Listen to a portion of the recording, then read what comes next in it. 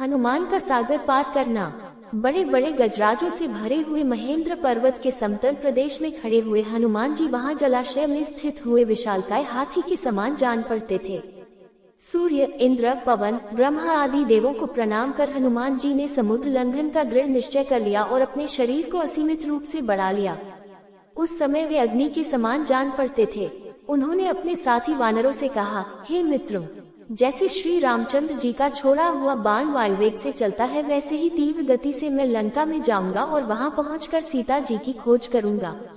यदि वहां भी उनका पता न चला तो रावण को बांधकर रामचंद्र जी के चरणों में लाकर पटक दूंगा।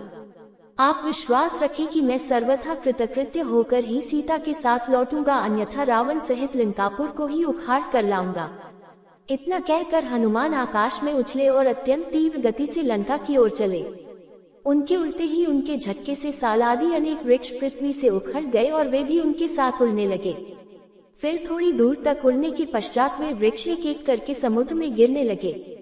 वृक्षों से पृथक होकर सागर में गिरने वाले नाना प्रकार के पुष्प ऐसे प्रतीत हो रहे थे मानो शरद ऋतु के नक्षत्र जल की लहरों के साथ अटखेलियां कर रहे हों। तीव्र गति से उड़ते हुए महाकपि पवनसुत ऐसे प्रतीत हो रहे थे जैसे कि वे महासागर एवं अनंत आकाश का आचमन करते हुए उड़े जा रहे हैं।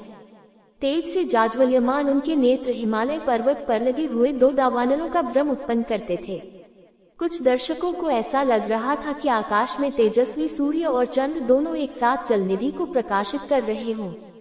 उनका लाल कटी प्रदेश पर्वत के वक्षस्थल पर किसी गेरू के खान का भ्रम पैदा कर रहा था।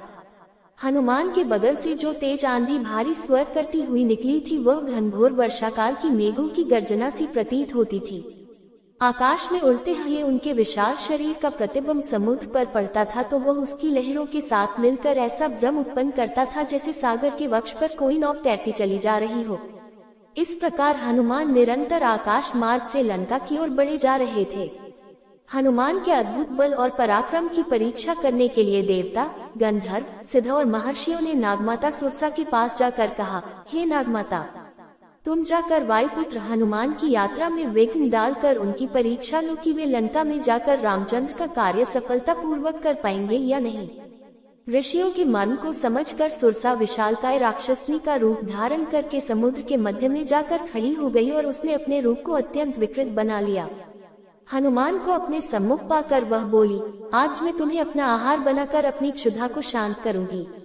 मैं चाहती हूँ तुम स्वयं मेरे मुख में प्रवेश करो ताकि मुझे तुम्हें खाने के लिए प्रयत्न न करना पड़े।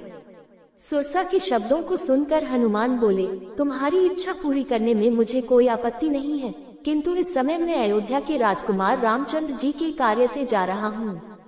उनकी पत्नी को रावण चुरा कर लंका ले गया है। मैं उनकी खोज करने के लिए जा रहा हूँ। तुम भी राम के राज्य में रहती हो, इसलिए इस कार्य में मेरी सहायता करना तुम्हारा कर्तव्य है। लंका से मैं जब अपना कार्य सिद्ध करके लौटूंगा तब अवश्य तुम्हारे मुख में प्रवेश करूंगा, यह मैं तुम्हें वचन देता हूँ। हनुमान की प्रतिज्ञा पर ध्यान न देते हुए सुरसा बोली, जब तक तुम मेरे मुख में प्रवेश न करोगे मैं तुम्हारे मार्ग से नहीं हटूंगी। ये सुनकर हनुमान बोले, अच्छा तुम अपने मुख को अधिक से अधिक खोलकर मुझे निगल लो, मैं तुम्हारे मुख में प्रवेश करने को तैयार हूँ। ये कहकर महाबली हनुमान ने योग शक्ति से अपने शरीर का आकार बढ़ाकर 40 कोस का कर लिया। सुरसा भी अपूर्व शक्तियों से संपन्न थी। उसने तत्काल अपना मुख 80 कोस तक फैला लिया। हनुमान ने अपना शरीर एक अंगूठी के समान छोटा कर लिया और तत्काल उसके मुख में घुसकर बाहर निकल आए। फिर बोले, अच्छा सुरसा, तुम्हारी इच्छा पूरी हुई, अब मैं जाता हूँ, प्रणाम। इतना कहकर हनुमान आकाश में उड़ गए। पवनसुत थोड़ी ही दूर गए थे कि सिंहिका नामक राक्षसनी की उन पर दृष्टि पड़ी। वह हनुमान को खाने के लिए लालयित हो उठी। वह छाया ग्रहण विद्या में पारंगत थी। जिस किसी प्राणी की छाया पकड़ लेती थी वह उसके बंधन में बंधा चला आता था। जब उसने हनुमान की छाया को पकड़ लिया तो हनुमान की गति अवरुद्ध हो गई। उन्होंने आश्चर्य से सिंहिका की ओर देखा। वे समझ गए सुग्रीव ने जिस अद्भुत छायाग्राही प्राणी की बात कही थे संभवतः ही वही है।